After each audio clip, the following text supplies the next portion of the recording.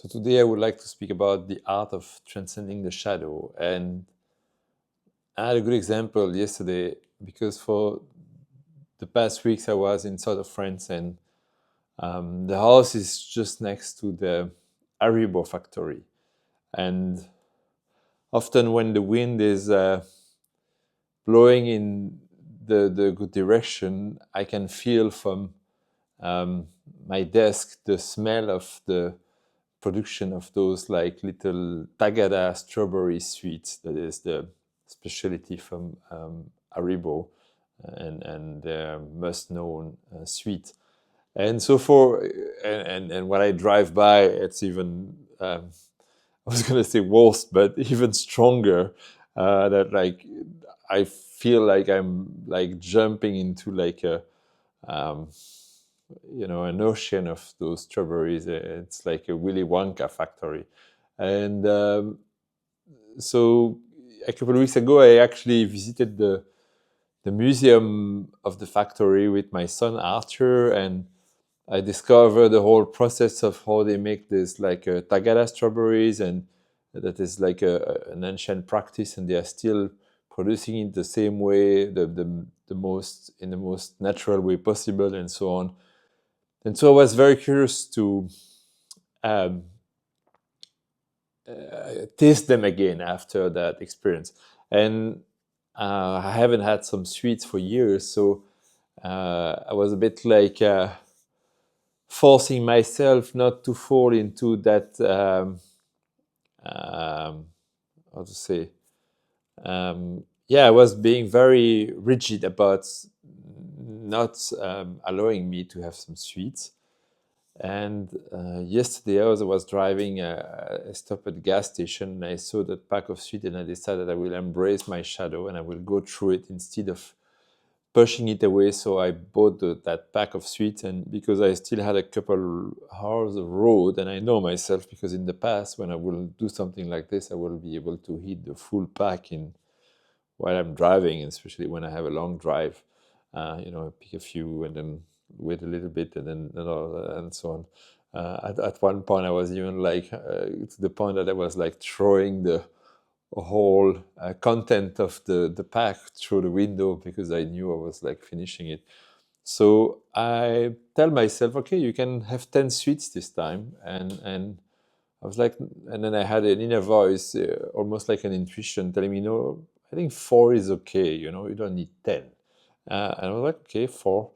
And so I took those 4 sweets. I left them on the side. I put the pack a little bit away because I didn't want to push the exercise to the point that I will have this reminder in front of me. And what I discovered is that my desire, my fantasy to taste those sweets was how to say, overrated. It was like the when I put the sweet in my mouth, I was like, okay, you waited those like couple of weeks for that moment, and how do you feel now? Do you really feel better? And yeah, I mean, it was delicious, don't get me wrong, but I can't say that it uplifted really like my state of being in any way possible. I was even more feeling a little bit like uh, all this for this, almost like sometimes you wait for something so long and then you have it and you're like, oh, this is it. And so I want to speak about the importance of facing one's own shadow, because being in that state of rejection against something is probably the worst thing we can do, because actually we feed the same dynamic that we try to push away. It's like you meet someone that stopped smoking or drinking, and this person tell you like, yeah, I haven't smoked for 3 years, 6 months, 5 days and 7 hours and 33 minutes. And you're like, oh, okay. I mean, actually, this guy haven't stopped smoking. He's still in relationship with the tobacco. I mean, maybe he doesn't consume it in a way that he smoked a cigarette, but the relationship with the tobacco is very strong, and it can be even more sometimes toxic to nourish that kind of relationship that way than to really embrace it. And so I feel that's like a very, especially from a spiritual perspective, pushing away something doesn't work. And that's what they call in Sanskrit the Līlās. It's when we can use those life experience to transcend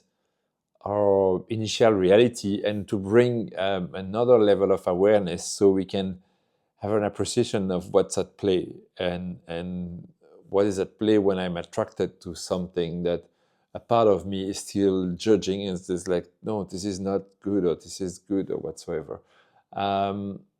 Because each time I fall in that play, I'm back into playing it from a dualistic perspective, and that there is a wrong way and a good way and so on, and that only create inner conflict at the end of the day. So there was I think it was Osho, who had once someone coming and asking for help because this person was like, he couldn't refrain himself to kill other humans. I don't know if it's this story, if it's a made up to give as an example, but and then Osho told him, okay, so next time you want to kill another human, just try to be more present. Just try to bring more awareness and to think, and even to bring the presence of God in your experience, if you may be able to. And I think even though this example is very intense, I can definitely appreciate that telling someone to stop a behavior that is recurring, and that even when you put the best effort, you do the meditation, you do the yoga, the prana, whatever you do to try to you go to see a therapist and all those things, but nothing works. Maybe it's because it's part of your karma and we need to go through it. And pushing it away only make it worse, and it creates this feeling of separation, that there is a part of us that like we don't accept, and we are fighting against it, and basically it's create like it takes us away from inner peace, and creates great tension that are controlling ourselves instead of us controlling our relationship with whatever it is, or whoever it is, because it can also happen with a person. And I feel that the practice of facing what we try to put aside with a different level of awareness, and trying to see what's at play when we are in this situation where we are tempted to do something that a part of us think that is negative or toxic to us, is a very interesting practice. And it's really to me the best way to liberate ourselves from what's happening.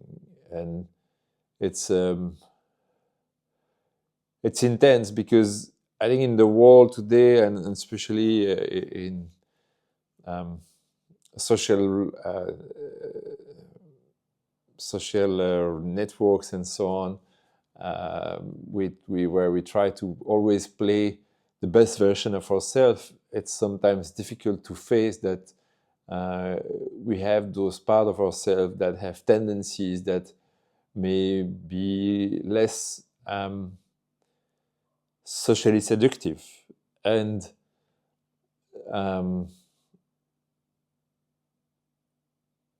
the fact is that when we open the door, when we judge ourselves about that this isn't good, we definitely open the door also for judgment for other people. And so we just like jump into a loop where we're gonna be basically locked up in this recurring patterns showing up again and again, and us feeling overwhelmed by the way it controls us.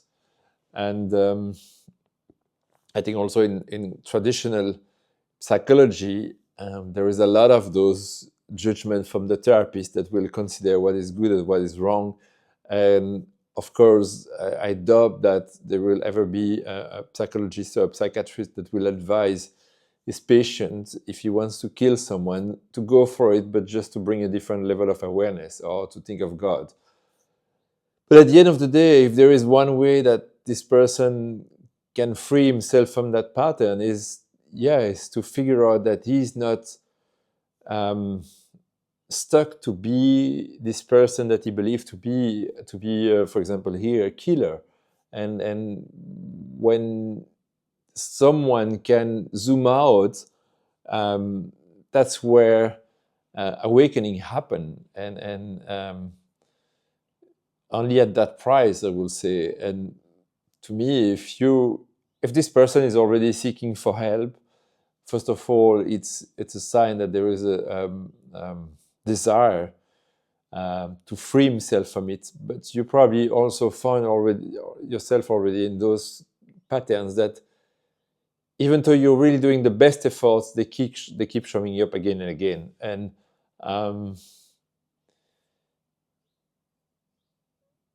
to me, there is some of those patterns that we are not supposed to skip or to push away, and the only way out is through. And it's part of what Indians define as a karma. It's part of what we need to learn, and that's where also through those kind of experience that we can remember what we are, and that we are not just the thinker, the one who was at the source of the action. And it's like when someone says, I am depressed, it's like if you already say that you're depressed, then you are able to see that you are depressed. So there is a part of you that is not depressed, because otherwise you wouldn't be able to see that you are depressed. And the idea is that even if this is only 1% of you right now, maybe put yourself in that seat, and so you can widen your perspective to see that maybe you're navigating through some depressive feelings, but it doesn't define your identity. And in the same way, when we have a relationship with any kind of addiction, it can be drugs, it can be cigarettes, it can be alcohol, it can be sex, game. As long as we place of awareness from the experiencer, it's going to be very difficult to free ourselves from it. But when we can zoom out, then we can appreciate the big picture. And often, in my case at least, I end up laughing about myself. Oh, okay. This is happening again. Why so? And to be able to be appreciative. And like yesterday, I had this flash when I was in the gas station and I saw this pack of Tagada strawberries, and I saw myself looking at it. I saw my inner child was like, oh, those like Tagada strawberries again. It's like weeks that I want some. It's like, you want some? Take some and enjoy it. And don't fight against it, and don't try to be this perfect person that doesn't eat sweets. If you crave to get some, it's worse to push away this part of you than to go through it and observe which part of you wants those sweets and why, and how do you feel when you have them. And I can tell you, the smelling, when I because I smelled it before to put it in my mouth, was very strong, but the taste, it was like, it was like it was not the fireworks explosion that I was that I could expect in my mouth. It was just like, okay, nice, but definitely not worth holding on so much energy for weeks on refraining myself from it. So that was the little advice I wanted to share about how to navigate life when we are facing a situation and feeling some resistance. And when one can transform those situations, it's really what's being called the Līlā. So it's like you use the dance of life as a portal to transcend and to elevate your consciousness.